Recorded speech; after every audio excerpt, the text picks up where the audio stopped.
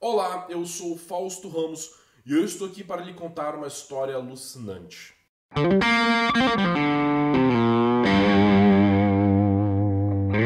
Para quem não conhece ainda, este é o Caosofia, o espaço onde eu falo a respeito de filosofia, magia e ocultismo, sempre com um senso crítico e com o máximo de profundidade que eu consigo trazer em uma plataforma como o YouTube. Hoje eu vou conversar com vocês a respeito da minha experiência relacionada com a ayahuasca. Eu tive duas experiências até o momento e eu decidi tentar fazer uma gravação de vídeo sem grandes cortes, sem grandes edições. Eu vou simplesmente deixar a câmera ligada e tentar de maneira fluida conversar com vocês. E eu quero que vocês depois respondam na seção de comentários desse vídeo se vocês acham que esse modelo de vídeo é interessante ou se eu deveria voltar a fazer os vídeos como eu fazia antes, onde eu fazia todos aqueles cortes, aquela gravação e aquela edição super truncada. E bom, para comentar a respeito da minha experiência com a ayahuasca, primeiro eu comento que a primeira vez que eu tomei ayahuasca foi em 2016, na presença de um amigo meu, num coletivo da União do Vegetal, onde eu tive a oportunidade de participar de um ritual, de um local controlado para poder tomar ayahuasca. E naquela primeira experiência, a única coisa que eu senti foi que eu meditei por 4 horas seguidas.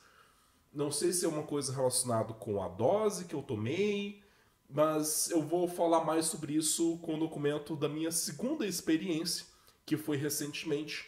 Nos dias 18 e 19 de setembro, eu estive na Mansão Ocultaria, que foi uma chácara que o meu colega Nino Denani, meu grande amigo, alugou, que é o organizador do evento Ocultaria. Este evento aqui, que eu participei palestrando nele, o Ocultaria. E eu fui para lá enquanto convidado, como alguém para poder palestrar, tanto como sendo uma pessoa selecionada para palestrar, quanto um convidado palestrante, junto com a minha namorada Stephanie Scatolini, para ir para a chácara e passar um tempo lá com as pessoas que compraram o pacote ateu, o pacote especial para as pessoas estarem presentes no espaço onde alguns dos palestrantes também presenciaram MT iriam participar do evento palestrando lá. Enfim, vocês entenderam a ideia. É um final de semana com a galera fazendo fogueira todas as noites para ficar numa roda da fogueira conversando com o pessoal e batendo papo. Em uma dessas rodas da fogueira, um dos palestrantes que foi presencialmente para a Mansão Ocultaria foi o Rafael Zen, um camarada meu que também fala de magia do caos aqui no YouTube. E ele levou uma garrafinha com quase 1 litro de ayahuasca. Pelo menos eu estimo que tinha ali uns 700 ml, 750 ml, era tipo uma garrafona mesmo de ayahuasca.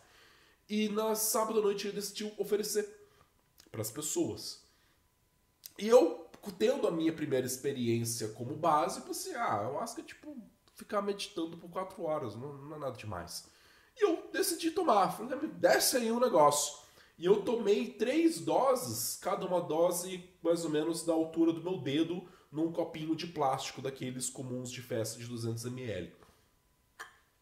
Só que depois que eu tomei, é que o meu camarada, Rafael Zen, avisou que ele tinha trago pra gente uma ayahuasca do tipo estrela, ayahuasca estilo estrela.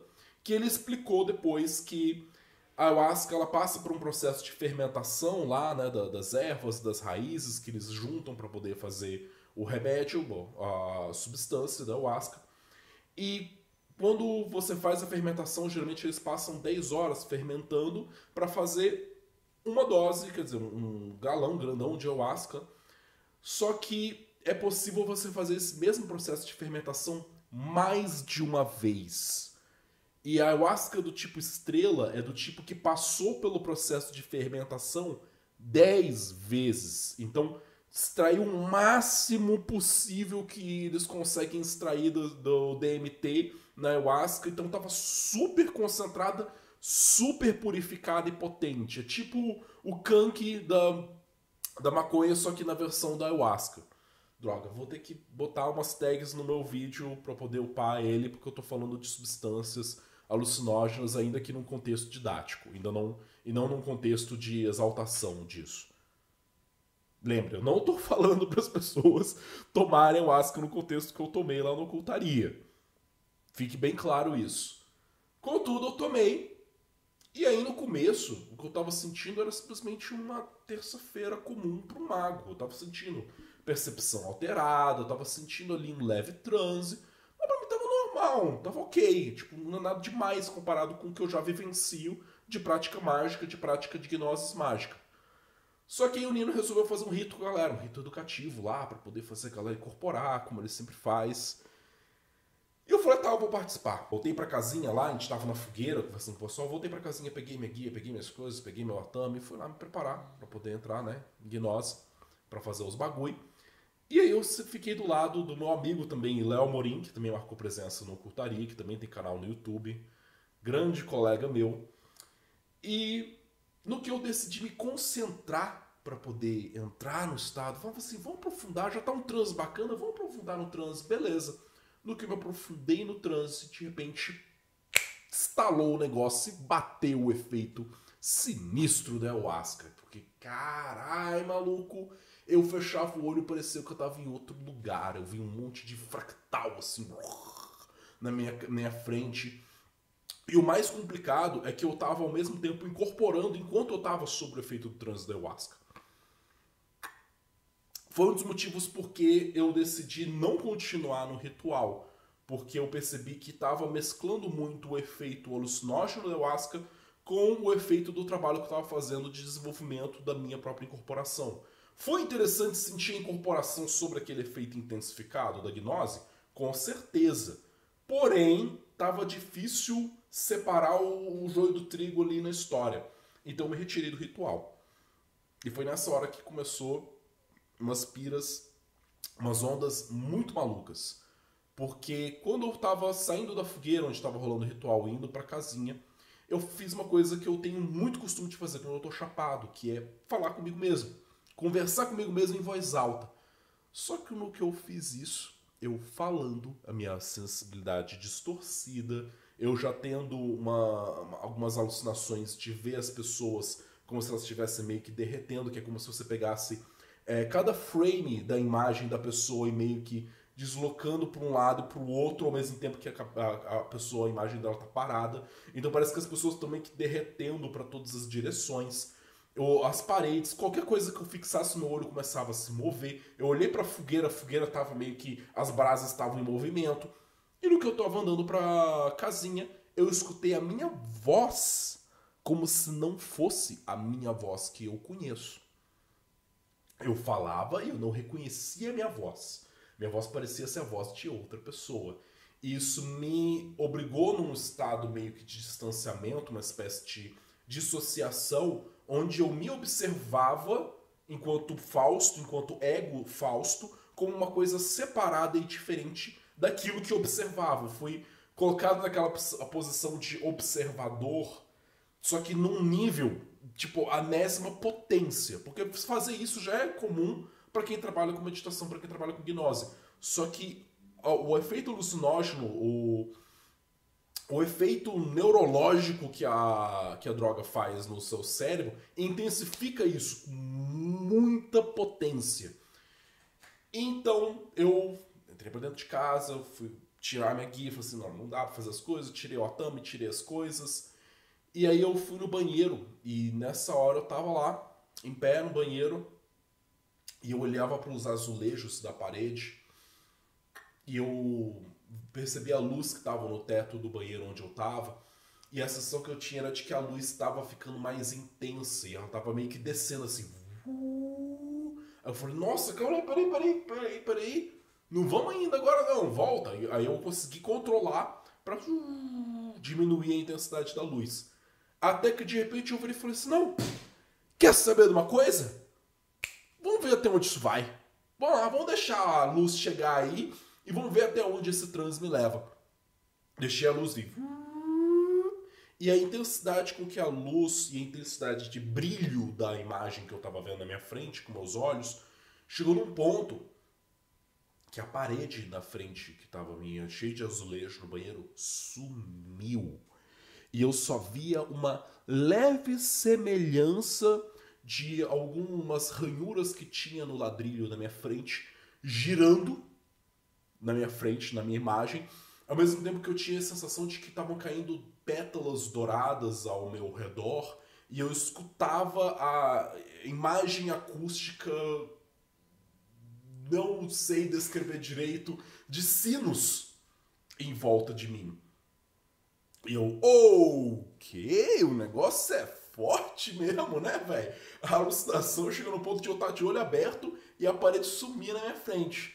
Beleza, voltou, desliguei o negócio ali, voltei mais ou menos ao normal, voltei a enxergar o ladrilho, saí do banheiro, e aí a Stephanie, minha namorada, chegou atrás de mim, porque ela tava preocupada comigo, porque ela sabia que eu tinha tomado ayahuasca. O pessoal, tipo, cadê o Fausto? O que aconteceu com o Fausto?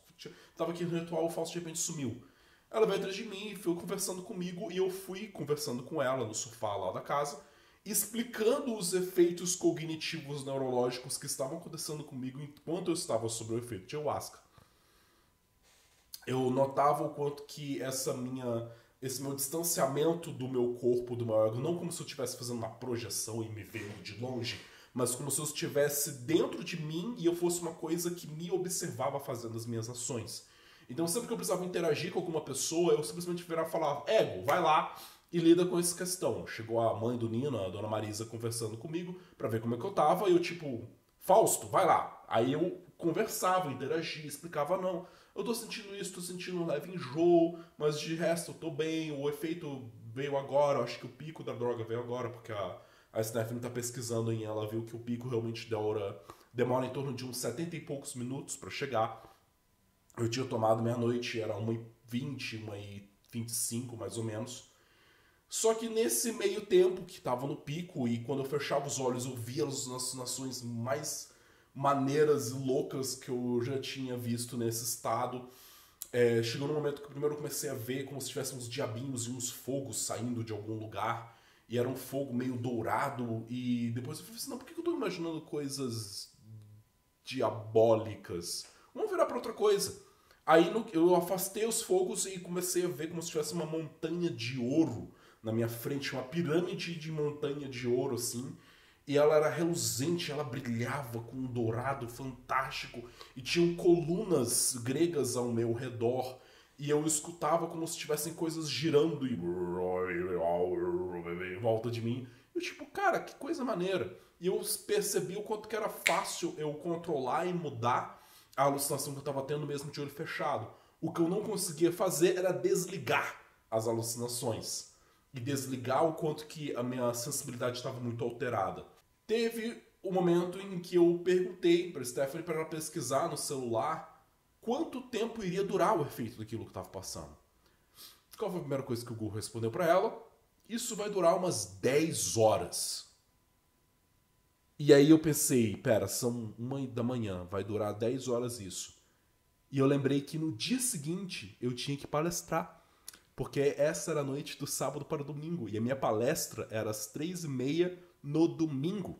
E eu falei, fodeu! Como é que eu vou palestrar depois de passar 10 horas nesse efeito que vai ser muito difícil de eu conseguir dormir? Porque se eu fecho o olho, eu começo a alucinar e eu tenho vontade de fechar o olho para descansar o olho, mas aí eu lembro que eu já tô de olho fechado. Então como é que eu faço? Beleza.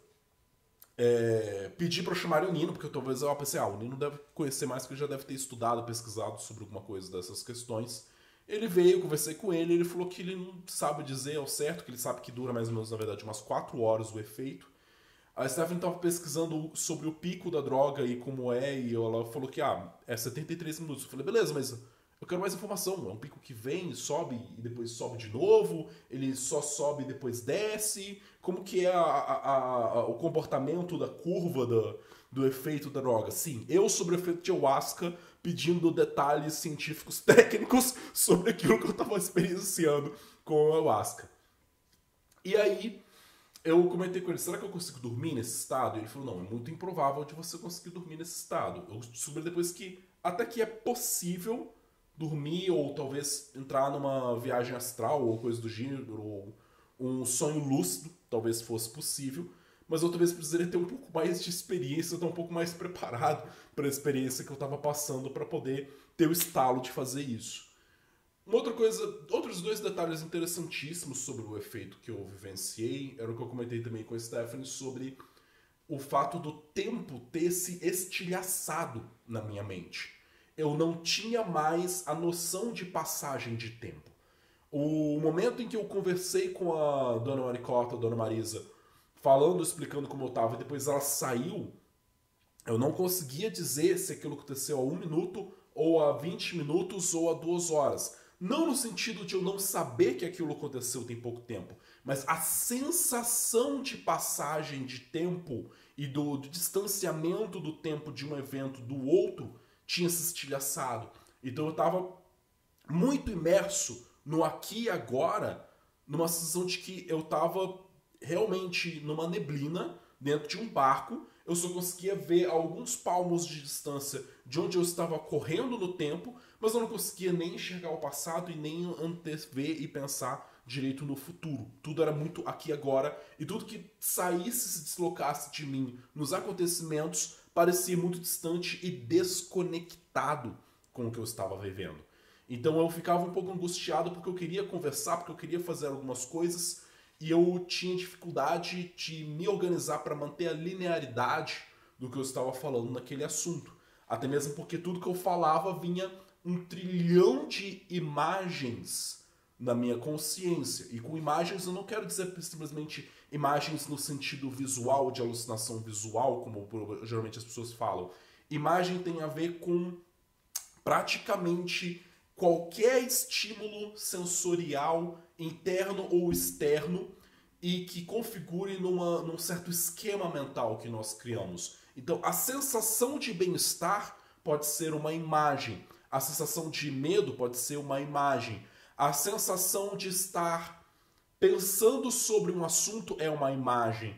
A imagem literal de um objeto é uma imagem. A sensação do toque, do manusear aquele objeto é uma imagem. O tipo de afeto que aquele objeto me evoca por conta de uma memória afetiva antiga é também uma imagem. Então, tudo que serve como parâmetro de comunicação da nossa consciência é uma forma de imagem. E elas estavam todas embaralhadas na minha cabeça, porque é isso que essas substâncias fazem. O DMT faz isso com o nosso cérebro. Ele faz com que o caminho que o nosso neurônio, que os impulsos elétricos dos nossos neurônios seguiriam de maneira linear, o impulso chega no neurônio que teria várias perninhas e ele já vai direto por essa perninha que já está conectada com outro neurônio, que já está conectado numa perninha com outro neurônio, e a gente tem sempre a tendência a fazer um caminho, um fluxo já delineado para a condução dos nossos pensamentos e até mesmo da nossa percepção. Só que no momento que a gente está sob o efeito dessa substância, do THC ou mais ainda do DMT, como eu percebi, o que acontece é que o seu cérebro recebe o estímulo e ele se conecta com outros neurônios de maneira que ele não dá preferência exclusiva para um caminho ou para outro. Então, muitas vezes, quando eu estava conversando com a Stephanie, eu pedia para ela tomar cuidado com 2 coisas. Com ela falar alguma coisa que precisaria de eu interpretar alguma figura de linguagem, alguma expressão idiomática do português, ou se ela falasse alguma coisa que tinha uma conotação figurativa, mas que o meu cérebro pudesse interpretar de maneira literal. Então era muito comum de ela... Por exemplo, eu peguei o celular e eu tentei jogar xadrez, não consegui, mas eu tentei jogar xadrez, ela falou, nossa, deve ser bem bacana, né? Porque o negócio fica vivo, né? Entra em vida. Em vida? Ganha vida? Não, ela falou, o negócio ganha vida, né? Eu falei, ganha vida? Do que você tá falando de ganhar vida? Tipo, a minha cabeça foi pro lado de ganhar vida como eu ganho vida no Super Mario World, em que o meu bonequinho, o meu personagem ganha vidas para poder continuar no jogo. E o que ela tava querendo dizer é que o negócio ganha vida porque eu alucino com a coisa e as peças ganham vida, ganham dimensão naquilo que eu tava jogando na superfície do celular. Mas ela tava falando ganha vida no sentido figurativo. E aí meu cérebro recebia esse estímulo e não sabia o que fazer com isso. Não sabia para qual lado interpretar. Peraí, o que você tá querendo dizer com ganha vida? Aí eu falei assim, lembra sempre de sujeito, verbo, predicado, predicativo do objeto, sempre completa o máximo, especifica bastante a informação daquilo que você está falando, senão meu cérebro pira e não sabe o que fazer com o que você está me trazendo. foi engraçado, porque ela até não sabia direito como lidar comigo pelo fato de eu estar sobre aquele efeito. Ela tinha receio do que ela ia fazer, do que ela ia falar, e eu tinha que tentar tranquilizar ela. Ela falou assim, não, relaxa, é só você tomar atenção, tomar cuidado com como você se comunica, ou como você fala, que vai ficar tudo bem. E mais do que isso, eu também percebia o quanto que várias metáforas sensório-motoras e espaciais se tornavam também literais na minha cabeça.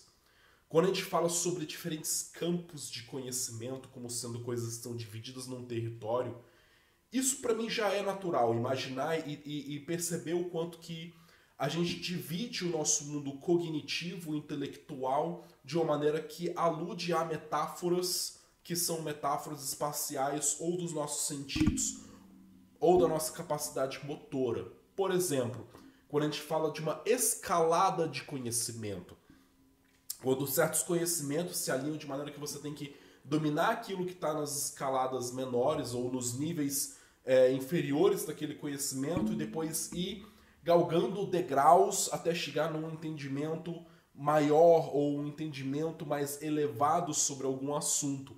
A ideia dessa escalada de algo que se relaciona com o espaço é uma metáfora que nós fazemos para pensar de maneira metafórica alusões que nós fazemos de assuntos que são integralmente intelectuais e cognitivos.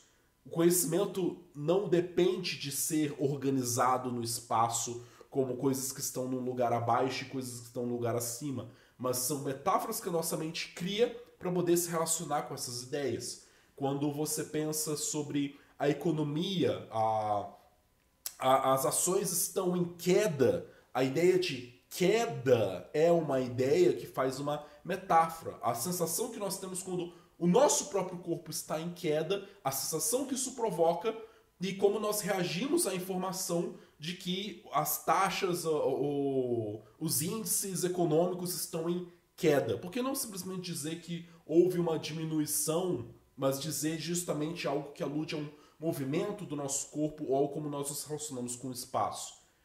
Esse tipo de metáfora neurolinguística, ela fica muito vívida. Pelo menos ficou muito vívida para mim enquanto eu estava sob o efeito da ayahuasca e do DMT. Eu voltei depois para a fogueira, depois de eu conseguir diminuir, sair um pouco do estágio de pico, que eu meio que me forcei a sair disso, vomitando um pouco da substância que estava no meu estômago, que eu sabia que se eu continuasse, ela ia continuar sendo absorvida no meu estômago, então eu tive que expelir ela para fora. Eu vomitei sob vontade e não por simples enjoo ou por simples mal-estar daquilo que estava acontecendo naquele momento. E depois que eu eliminei um pouco das raízes que estavam no meu estômago, o efeito diminuiu um pouco, ficou mais controlado, e eu consegui voltar para a fogueira para conversar com as pessoas, e eu me diverti horrores pelas 2 horas seguintes do efeito, por conta dessas associações literais malucas que meu cérebro fazia. Então o Nino uma vez estava lá conversando com o pessoal na fogueira e falando, não, essas loucuras aí que esse pessoal toma, não, porque, né? Aí o pessoal falou, mas o que isso tem de diferente do álcool? E o Nino falou, porque o álcool te pergunta. A minha mente literalmente imaginou o álcool, a garrafa de hidromel do Old Pony que ele estava tomando, perguntando para ele, você quer? Você quer continuar? Que é o que ele falou que o álcool pergunta. Ele estava falando de maneira figurativa. O meu cérebro tornou literal naquele momento. Isso que é o mais cômico, divertido e engraçado para mim, pelo menos, sobre esse tipo de experiência. E também o jeito que isso aflora as conexões neurais do seu cérebro e faz você buscar e montar e criar novas associações de maneira muito mais intensa que você não faria antes. E depois que passou as 2 horas, eu fiquei melhor, fiquei mais tranquilo. Eu tenho para dizer para vocês que é interessante, eu vou querer ter outras experiências depois no futuro. Eu sei que não faz muito sentido, pelo menos para mim, ter essas experiências com muita frequência, porque o efeito terapêutico, entre aspas, ou o efeito de fazer o meu cérebro aflorar as suas raízes e vivenciar uma mudança de articulação cognitiva e neuronal, isso se mantém até meses depois de eu tomar apenas uma dose. Então, O que eu vivenciei no dia 18 e 19 de setembro vai continuar produzindo efeitos no meu cérebro por bastante tempo. Eu já senti diversas mudanças de postura, de raciocínio e de pensamento meu desde aquele período. Até mesmo uma bomba na minha criatividade, na minha inspiração e o desbloqueio de várias coisas que eu estava vivenciando, inclusive sobre o meu trabalho e o meu processo criativo. Então, foi doido, foi louco, foi maneiro, foi estranho, foi um pouco entediante a um certo ponto quando eu já tinha chegado à conclusão que eu não tinha me programado para fazer nada muito interessante com esse estado e é isso que me deixava muito frustrado. Mas, com mais planejamento, eu acho que vai ser uma interessante experiência para mim no futuro.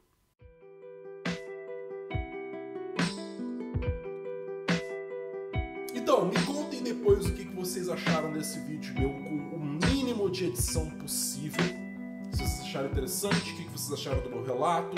Eu espero que vocês não se ofendam com qualquer coisa que eu tenha dito a respeito da minha experiência, caso você seja alguém que vivencia o contato com essas substâncias de maneira religiosa.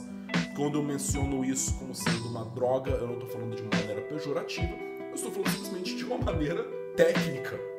Uma droga tanto quanto Coca-Cola é uma droga tanto quanto um paracetamol é uma droga. Não tem nada de errado com esse termo ou com esse nome.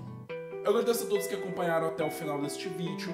Quem se interessar pelos meus serviços, pelos meus produtos, mantenham assinados com o Causofia, visite o causofia.com.br e até por acaso.